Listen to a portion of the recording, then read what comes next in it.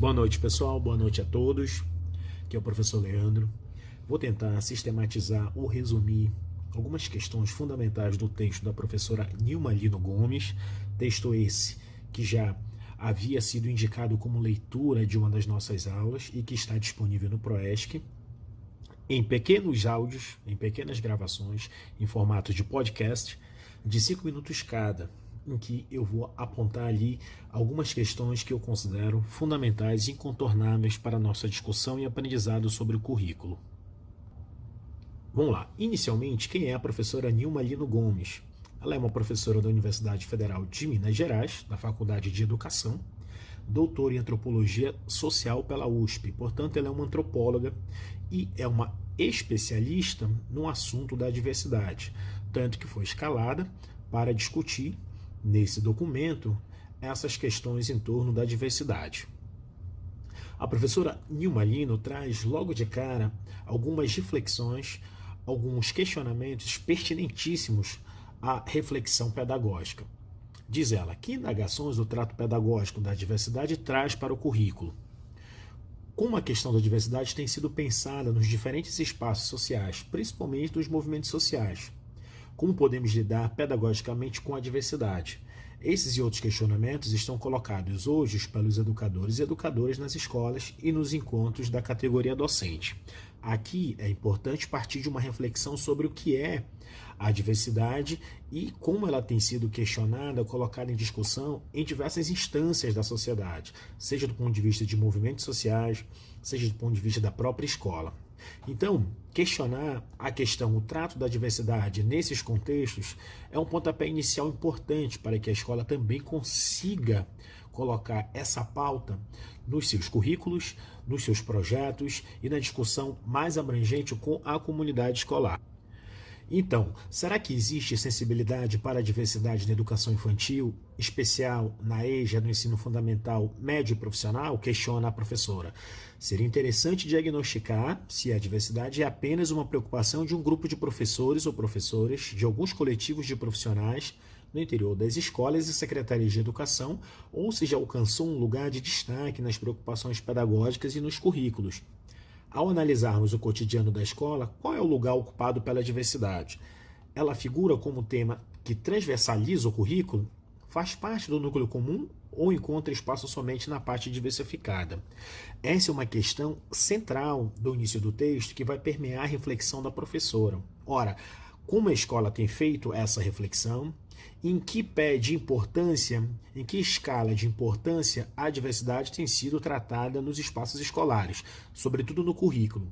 Embora a diversidade, essa questão da diversidade esteja sendo tratada no currículo, é importante que ela seja tratada de uma forma estruturante, não apenas como um elemento acessório, não apenas como algo paliativo ou como algo sem sentido. A autora chama atenção justamente para que essa questão da diversidade ela esteja permeabilizada, ela esteja capilarizada por todos os aspectos da escola, seja na fala do professor, seja no trato dos alunos, seja na relação com a comunidade, enfim. Portanto, aqui a professora chama a atenção justamente para esse aspecto em que a diversidade precisa ser um assunto da pauta das mais importantes da escola. Justamente por quê? Porque a característica da sociedade brasileira, a característica da nossa sociedade, ela é pautada justamente pela diversidade. Portanto, a diversidade precisa dialogar com os currículos, precisa dialogar com as metodologias, precisa dialogar com os projetos da escola, precisa dialogar, sobretudo, nas diferentes instâncias e modalidades de ensino que essa escola oferece, dado que, evidentemente, a escola é esse locus privilegiado para a diversidade. É um ambiente em que a diversidade é, em suma, o aspecto preponderante das relações sociais e humanas que são construídas na sala de aula. Enfatizar isso no currículo, enfatizar isso no diálogo, enfatizar isso nas propostas escolares, é um apelo que ela faz quando traz essas reflexões para que a gente pense, para que a escola problematize em que situação está, em que condição essa diversidade se processa na sala de aula e, sobretudo, nos currículos e projetos escolares.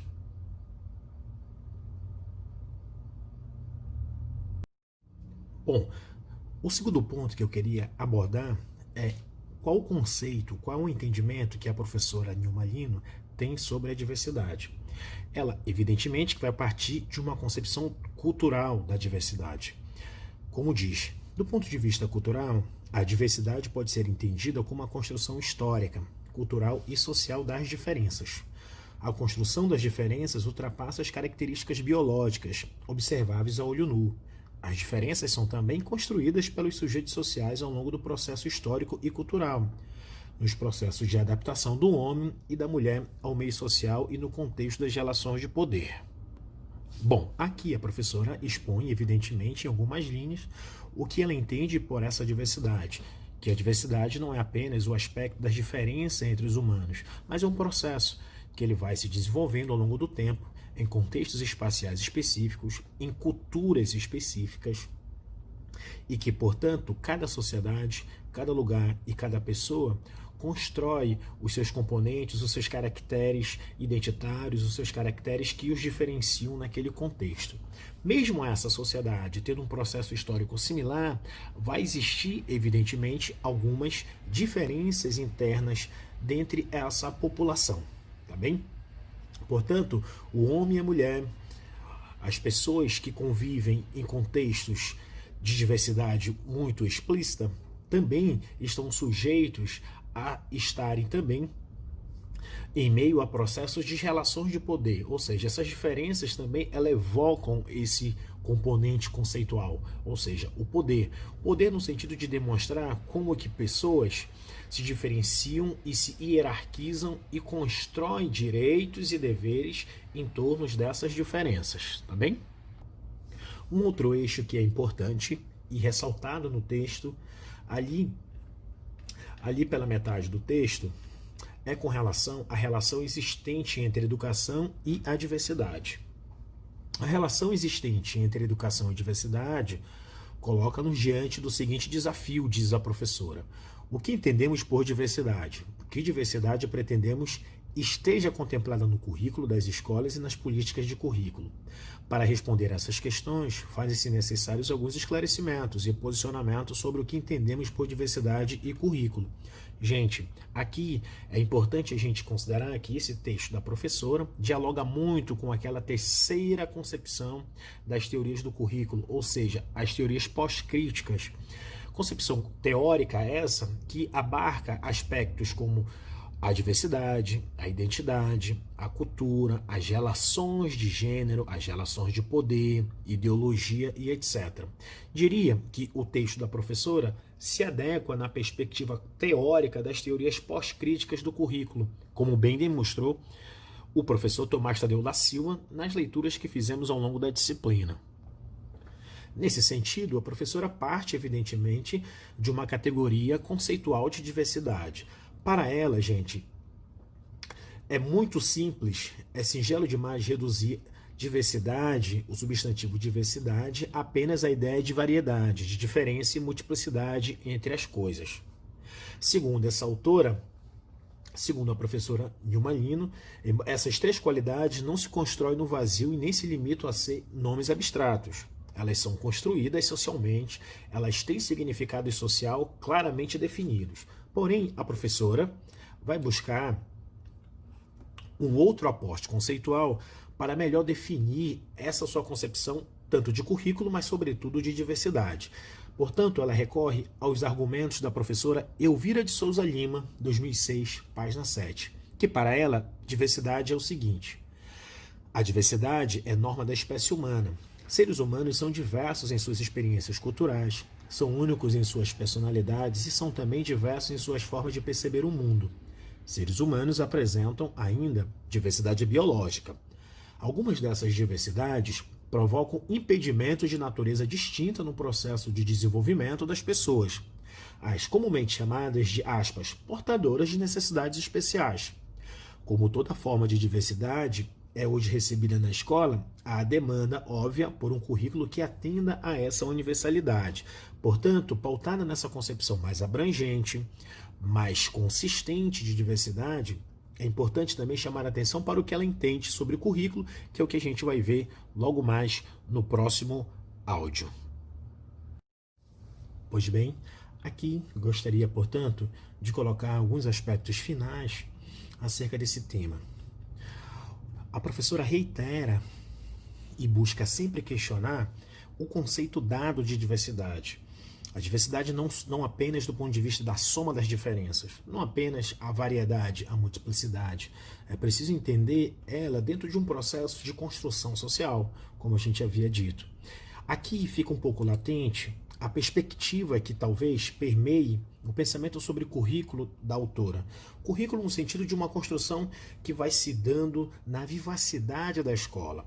O currículo como um lugar de encontro do outro, o currículo como um ponto de partida, como um ponto de chegada, como um ponto de problematização. O currículo nessa perspectiva da diversidade, o currículo do ponto de vista dessas formulações elaboradas pela autora, é um currículo vivo, é um currículo que está em constante diálogo com as demandas de cada componente, de cada membro do sujeito da escola, de cada indivíduo que desenvolve as suas tarefas no dia a dia de sala de aula. Nesse sentido, é importante que a gente tenha em conta diversas perspectivas que também abarcam a questão da diversidade, que são também componentes que vão estruturar as nossas políticas de currículo e os nossos planejamentos em torno da questão curricular. Bom, evidentemente que, de acordo com o autor, existe a diversidade biológica e o currículo.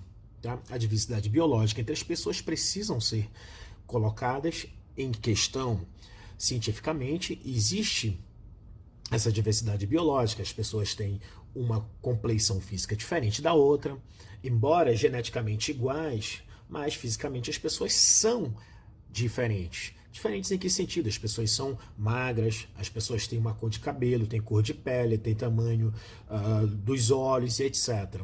Então, essa diversidade biológica, na percepção da autora, precisa transitar, precisa orbitar no âmbito do currículo, seja de uma forma transversal, ou seja de uma forma mais específica, no sentido de construir alguma metodologia, alguma atividade norteadora e etc. A professora também chama atenção acerca da diversidade cultural e currículo. Ora, a cultura é um componente dinâmico da sociedade, ela muda, e ela é, evidentemente, que diversa. Do ponto de vista antropológico, a cultura é, nesse sentido, todas aquelas realizações humanas, tudo aquilo que o ser humano consegue realizar, seja do ponto de vista material, físico, ou seja do ponto de vista simbólico, como, por exemplo, a religião, a ideologia, uma receita de bolo e etc., ou até mesmo uma música. Então, todos esses componentes, sejam imateriais, intangíveis ou materiais, eles dão a conformidade e a personalidade de determinadas culturas. Então, entender a diversidade cultural, de uma perspectiva também do currículo, é um componente importante para que a escola consiga construir um diálogo em torno da diversidade na sua escola. E evidentemente que a autora também chama atenção para a luta política pelo direito à diversidade. A diversidade tem sido também uma demanda reclamada por grupos minoritários, grupos étnicos minoritários, no sentido de que há o reconhecimento, de que há o direito à sua diversidade, o respeito a essa diversidade, tanto do ponto de vista de políticas educacionais, como também de políticas sociais.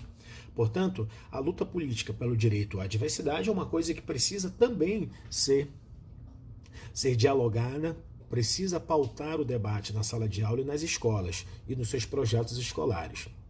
Um outro ponto é a diversidade de conhecimento. Evidentemente que a gente só vai ter a diversidade se a gente produz conhecimento sobre a nossa própria história, sobre a nossa condição naquela sociedade. É preciso entender a sociedade, é preciso entender a cultura, é preciso reconhecer que o conhecimento nesse sentido é importante para fins de formulações e elaborações em sala de aula. A diversidade e a ética. A ética é um componente fundamental no que diz respeito ao caráter humano, no que diz respeito ao respeito, no que diz respeito à tolerância, no que diz respeito, enfim, a todas essas questões que tocam as relações interpessoais, as relações sociais humanas. Portanto, a ética, como essas regras de convivências morais, essas regras de estruturação dos direitos sociais das pessoas, trazem consigo, evidentemente, essa contribuição. Então, para a professora, pensar diversidade ética na escola é também uma das questões que são importantes e que ela também detalha nesse texto. Por fim, pessoal, a diversidade e organização dos tempos e espaços escolares. Ora, é importante que a diversidade e a organização do tempo e do espaço sejam componentes que estejam dialogando lado a lado. O tempo, os espaços, a carga horária, os momentos de socialização das atividades e etc. são componentes que dão também valor ao fomento à diversidade em sala de aula, ao fomento à diversidade na escola e, por conseguinte, na comunidade, tá bem? Bom, em linhas bem gerais, esses foram alguns pontos que eu queria chamar a atenção e peço que vocês aprofundem a leitura dessa parte do texto, justamente porque ele será um aporte para que a gente faça reflexões futuras e também compreenda o movimento em torno das questões identitárias, das questões raciais tão em voga hoje na nossa sociedade. No mais, boa noite e até a próxima.